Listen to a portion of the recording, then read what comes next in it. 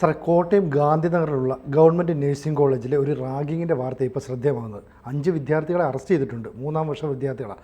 ഈ വിദ്യാർത്ഥികൾ 3 മാസത്തോളമാണ് ജൂനിയർ വിദ്യാർത്ഥികളെ റാഗ് ചെയ്തത്. അതിൻ്റെ ദൃശ്യങ്ങളൊക്കെ പുറത്തു വന്നു. നമുക്കൊട്ടും ഉൾക്കൊള്ളാൻ പറ്റാത്ത എന്താണ് ഇവിടെ നടക്കുന്നത്?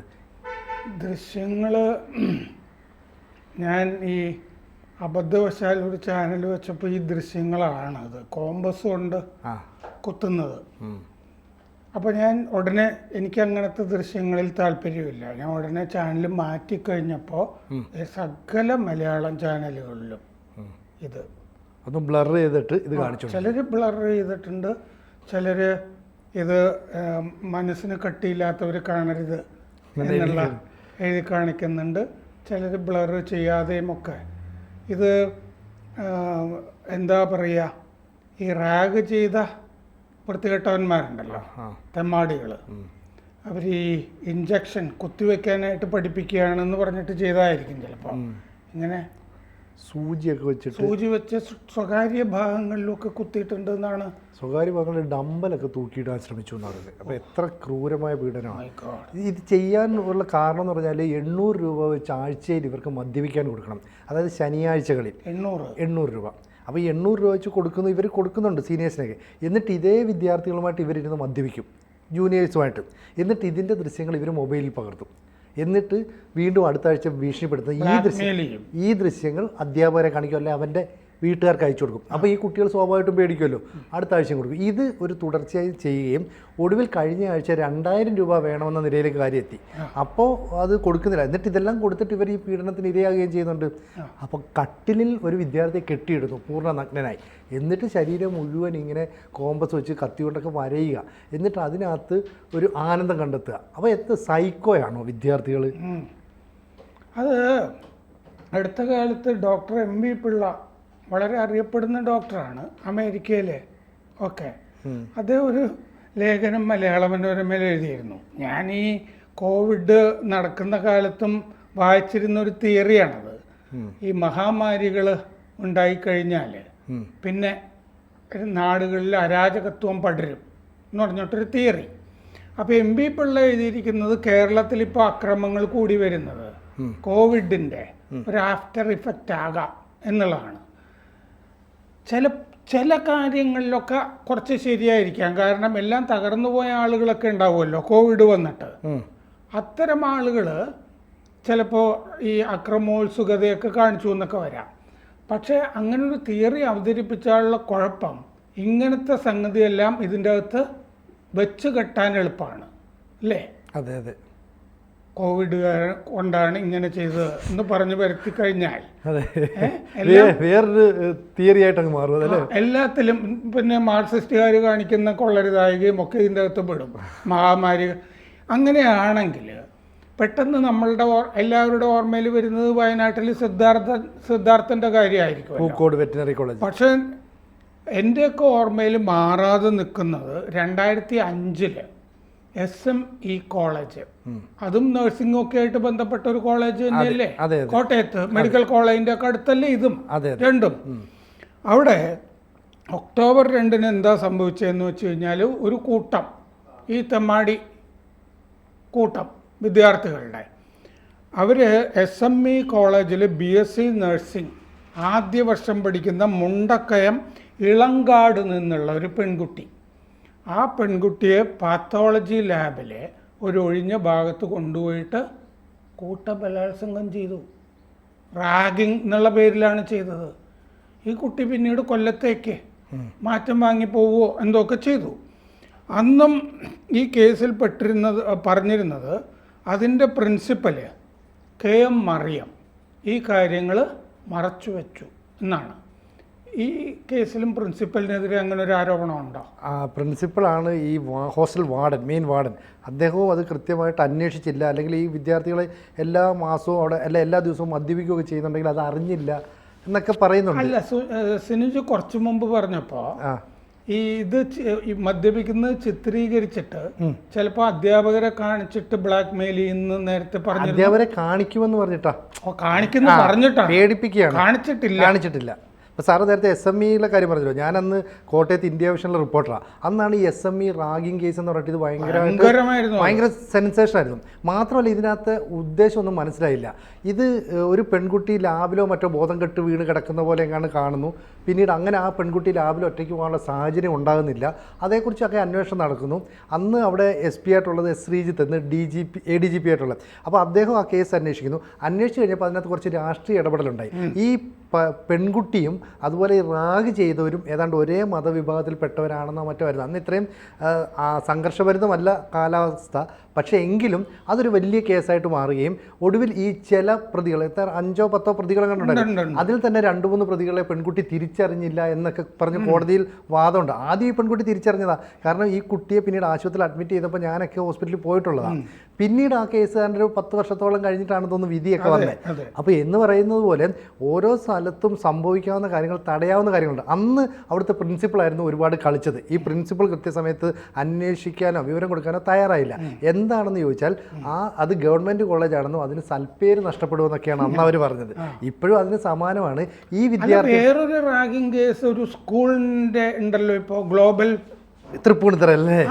ആ ഗ്ലോബൽ പബ്ലിക് സ്കൂള് തിരുവാണിയൂർ ആ ഭാഗത്തും കണ്ടാന്ന് തോന്നുന്നു. അവിടെയും റാഗി, കുട്ടി തൃപ്പൂണിത്തറക്കാരനാണ്, മിഹിർ എന്നോ ആ കുട്ടിയുടെ കാര്യത്തിലും മറ്റേ സ്കൂൾ അധികൃതർ അത് ഒളിച്ചു വെച്ചു എന്നാണല്ലോ വരുന്നത്. റാഗിങ് നടന്നിട്ടില്ല എന്നാണ് സ്കൂൾ അധികൃതർ പറഞ്ഞത്, റാഗിങ് നടന്നതായിട്ട്. അതും ചെറിയ കുട്ടികളാണല്ലോ, +1 +2 കണ്ടായിരുന്നത്. അല്ല ഇത് 9ാം ക്ലാസ്സുകാരന്. ഇവിടുത്തെ പ്രശ്നം എന്ന് വെച്ചാൽ ഒരു നഴ്സിംഗ് കോളേജിന് സ്വാഭാവികമായിട്ടൊരു വാർഡൻ ഉണ്ടാവും. ആ വാർഡൻ അവിടുത്തെ ഇപ്പോൾ ഇവിടെ കേസിൽ പ്രിൻസിപ്പളാണ്. ആ പ്രിൻസിപ്പൾ കൂടാതെ അതിൻ്റെ ചുമതലക്കാരനായിട്ട് പിന്നെ ഒരാളെ നിർമ്മിക്കാം, ഒരു അധ്യാപകൻ. അപ്പോൾ ഈ അധ്യാപകർക്ക് ഒരുപക്ഷെ ഇക്കാര്യങ്ങളൊക്കെ അറിയില്ല. കാരണം ഒരു സ്ഥിരമായി ബഹളം വെക്കുന്നു, മദ്യപിക്കുന്നു. ഇപ്പോൾ പറയുന്നത് ഈ കുട്ടികൾ റാഗ് ചെയ്യുമ്പോൾ ഉറക്കം നിലവിളിക്കും, കാരണം ശരീരത്തെ വേദനിപ്പിക്കാണ്. അപ്പോൾ റൂമിൽ ഒച്ചത്തിൽ പാട്ട് വെക്കും, എന്നിട്ട് ഭയങ്കര ഡാൻസും ശബ്ദമൊക്കെ ഉണ്ടാവും. അപ്പം ഒരു റൂമിൽ നിന്നും വലിയ ശബ്ദവും പാട്ടും ഒക്കെ തുടർച്ചയായി കേട്ടാൽ അവിടെ ഒരു വാർഡൻ ഉണ്ടെങ്കിൽ സ്വാഭാവികമായിട്ടും പോയി അന്വേഷിക്കില്ലേ? അപ്പോൾ ഇവിടെ അന്വേഷിച്ചിട്ടില്ലേ ഈ അധ്യാപകർ? അതും സാറ് പറയുന്നതനുസരിച്ചാണ് സംശയാസ്പദമല്ലേ? സിദ്ധാർത്ഥൻ്റെ കാര്യത്തിൽ അത് അന്നത്തെ പ്രിൻസിപ്പലിന് അറിവുള്ളതായിരുന്നല്ലോ. അതെ, പല സിദ്ധാർത്ഥൻ്റെ കേസ് തന്നെ മായ്ച്ചു കളയുന്ന വിധത്തിൽ പല സംഗതികളും എടുത്ത് മാറ്റുകയല്ലേ അന്ന് ചെയ്തിരുന്നത്. ഈ സ്റ്റാഫും എല്ലാവരും കൂടിയിട്ട് മാറ്റുകയാണ് ചെയ്തിരുന്നത് അന്ന്. അന്നത്തെ കേസിൽ ഈ KM മറിയം എന്ന് പറഞ്ഞ പ്രിൻസിപ്പലിൻ്റെ പേര് മാത്രമല്ല, പ്രതിസ്ഥാനത്ത് KN മുരളീധരൻ നായർ, SMEയുടെ ഡയറക്ടർ, പിന്നെ HODയുടെ സൈക്യാട്രി HOD സൈബുന്നീസ BV, ഇവരൊക്കെ പ്രതിപട്ടികയിൽ ഉണ്ടായിരുന്നു. അവരെയൊക്കെ വെറുതെ വിടുകയാണ് ചെയ്തത്. അതിൻ്റെ അകത്ത് ഈ അധ്യാപക സ്ഥാനങ്ങളിലൊക്കെ ഉണ്ടായിരുന്ന ആളുകളെ വെറുതെ വിടുകയാണ് ചെയ്തത്. അതിൽ വെറുതെ വിട്ട കൂട്ടത്തിൽ Ashley Varghese, Robin Paul, Divin Philip ഉണ്ട്.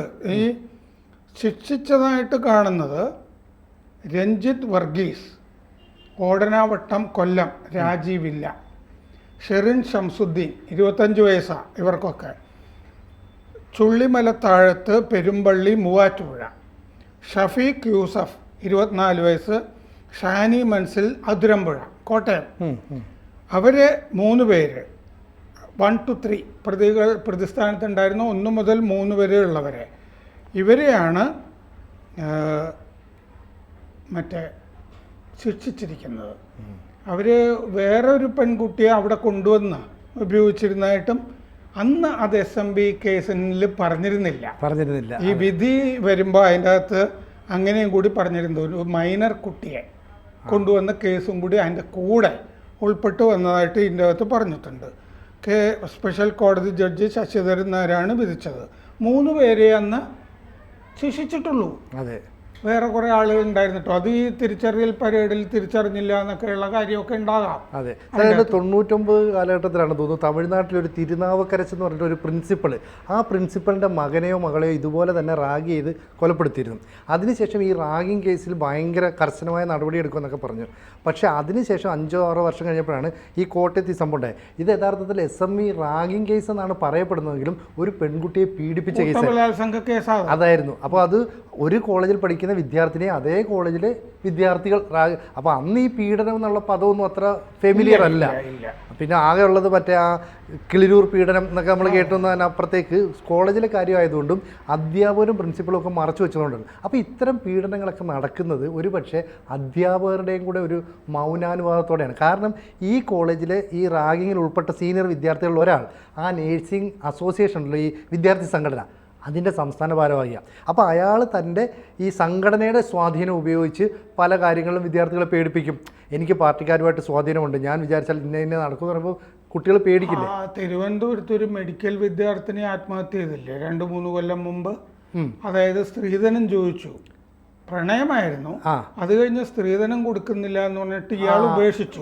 അത് കഴിഞ്ഞാൽ കുട്ടി ആത്മഹത്യ ചെയ്തു. അയാൾ SFIയുടെ അസോസിയേഷന്റെ വലിയ നേതാവായിരുന്നു. SFIയുടെ ഡോക്ടറായിരുന്നു, ഹൗസ് സർജനായിരുന്നു ഈ കുട്ടി. ഹൗസ് സർജൻസ് അസോസിയേഷന്റെ എന്തോ ജനറൽ സെക്രട്ടറിയോ മറ്റോ ആയിരുന്നു ആ പയ്യൻ. കൊല്ലംകാരൻ തന്നെയാണ്. അതെ, കൊല്ലം കരുനാഗപ്പള്ളി മറ്റാണ്. സമരത്തിന്റെ ഇടയിലൊക്കെ വലിയ സംസാരം മീൻസ് നന്നായി പ്രസംഗിക്കുകയൊക്കെ ചെയ്യുന്ന ഒരാളായിരുന്നു. അപ്പോൾ ഈ കാര്യങ്ങളൊക്കെ ചെയ്യുന്നത് അധ്യാപകരുടെ അല്ലെങ്കിൽ മാനേജ്മെൻറ്റിൻ്റെ അധികൃതരുടെയൊക്കെ അനുവാദത്തോടെയാണ്. അങ്ങനെയാണെങ്കിൽ അവരെ കൂടി ഈ പ്രതിപട്ടികയിൽ ഉൾപ്പെടുത്തണ്ടേ? വേണ്ടതാണ്.